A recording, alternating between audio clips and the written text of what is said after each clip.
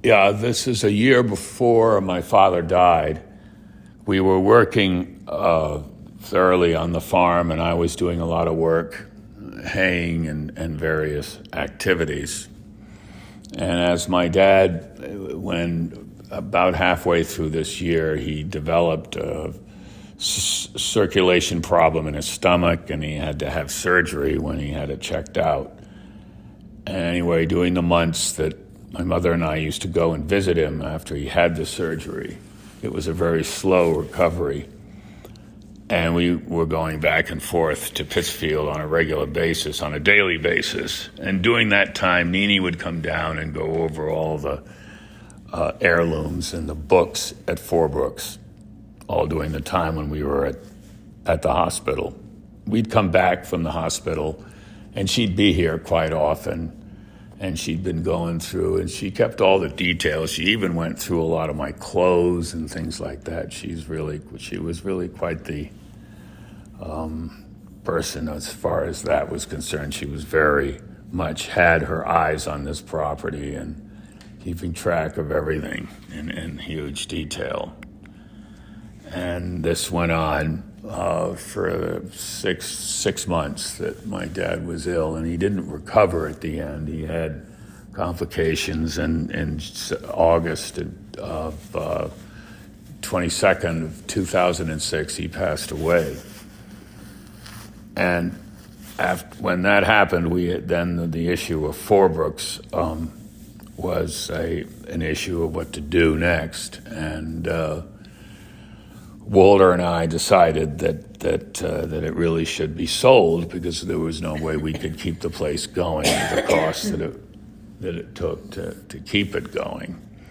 And we had the idea of selling the place and then finding a nice house, taking Mom's piano with us and having us be independent from the Gilder scene. And if we'd sold the place for $3 million or so, which at that time we could get that amount, we would have been independent. We'd have a house, and it would be a place that we could afford, and she'd have her piano, and we'd be independent from that scene, which would have been a very good setup. But George was very fierce about keeping the house in the family.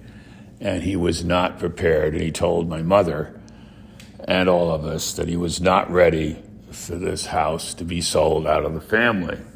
And he insisted that Mom stay here and that he would pay the bills here, and he'd give us a stipend, which was $5,000 a month, to keep the place going and keep Mom here. And so she stayed here up to when she died, August 2nd of 2020. And so that's what occurred.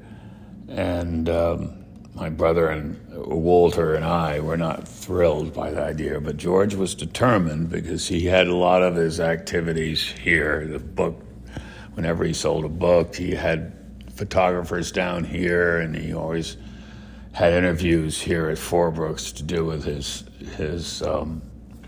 books that he'd written, and when he was publicized and had interviews with various media people, he always did it here. So anyway, that's what, and so that's what would basically happen there.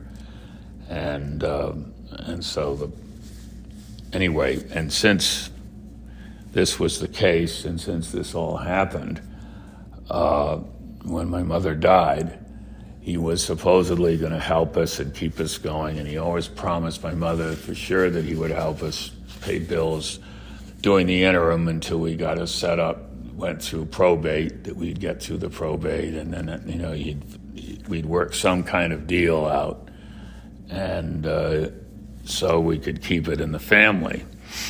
But when my mother died, it was a dramatic, different story.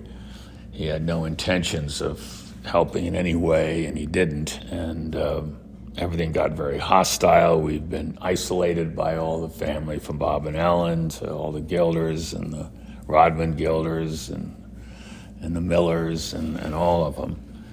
And And so, it's been a rocky road through this time, but we're now at the stage where the collection will be auctioned February 10th by Heritage in New York, and so things have taken a turn. The family's done everything to try and block everything that we have tried to do as far as the art show and selling the house and all that kind of stuff, and trying to make it a museum, which is what we're trying to do. They're doing everything to. So it's been a very rocky, hostile road in that area. So we'll see what develops there and how it all works out and whatever. So that's the status of things right now.